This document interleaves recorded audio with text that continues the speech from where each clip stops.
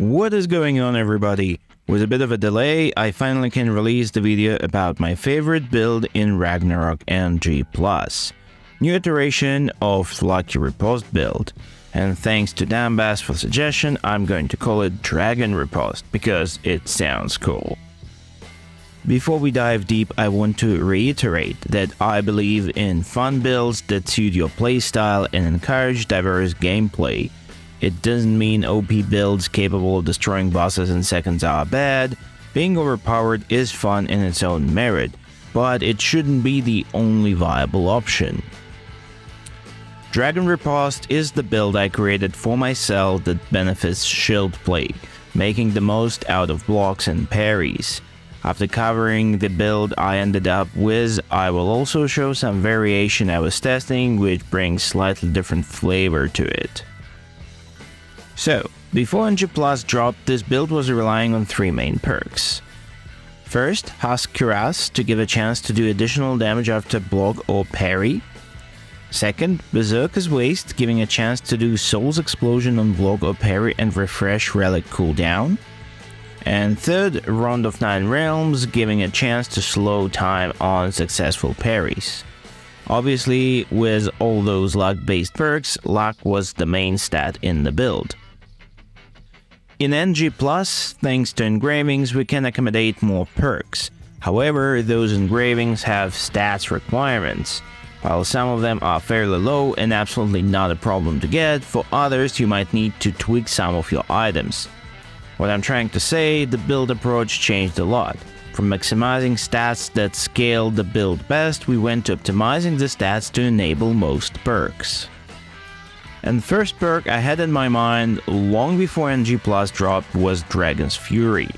If you watched my video with Armor's tier list, you know that Dragon Scale set is one of my favorite sets in the game, and Dragon's Fury fits philosophy of the build pinch perfect.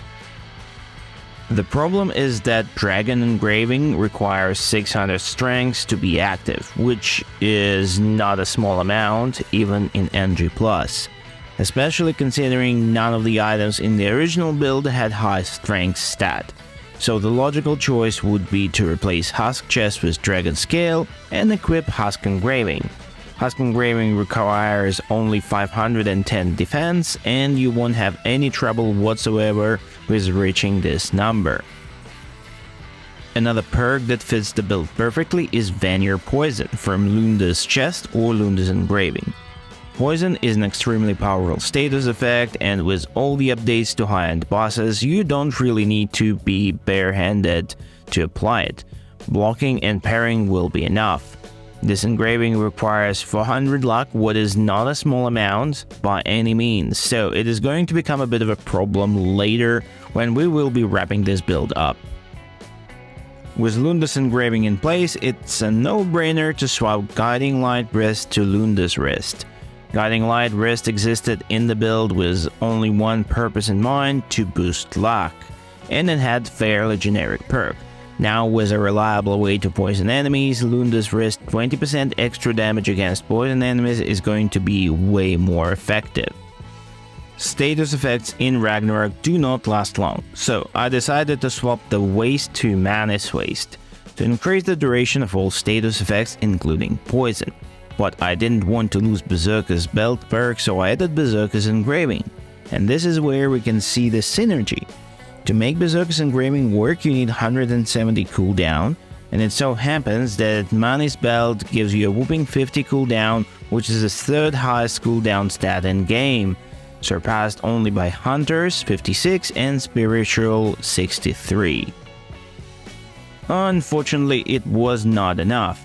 So at this stage, I had two competing stats, cooldown that I needed to bring up to 170 and luck that I needed to bring up to 400.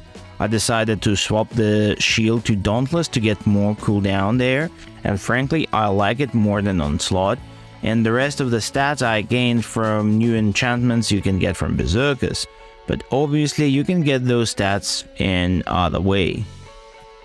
This left me with one empty slot in the amulet that I filled in with certain engraving. Honestly, it is a no-brainer. It requires only 480 strengths, which you will have in majority of the builds, and it just makes you deal more damage.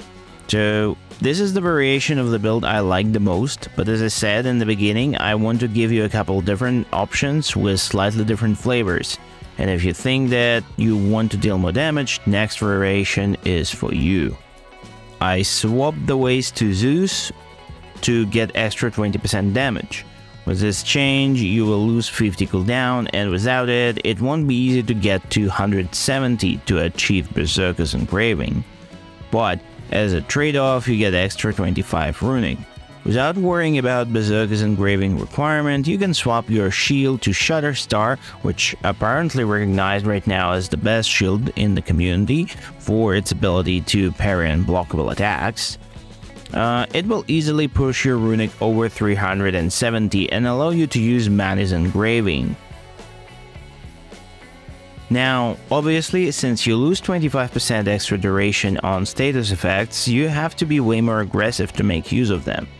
And because of Zeus items, your mistakes will be punished. Like, badly punished. But what if you want to go in another direction? What if you want the build to be more safe and forgiving? Well, in this case, swap the wrist and waist for Raven Tears. Berserker or Mani's Engraving won't be active anymore, but you will be one enchantment swap away from getting Stainburn Engraving to work. As we know, the Bloodthirsty Retaliation works super well with Raven Tears, wrist and waist, allowing you to restore tremendous amount of HP. I personally love the defensive option for the exploration and cleaning up the content, so I can be more relaxed, and the base version for bosses. Even though the version with Zeus set is capable of higher damage outputs, without this extra 25% status effect time increase, I always become too impatient and start playing more recklessly, what leads to mistakes and failed runs. But obviously this is the player problem and not the build problem. Let me know in the comments what you think. Will you try the build? What variation do you prefer? Thanks for watching and see you in the next one.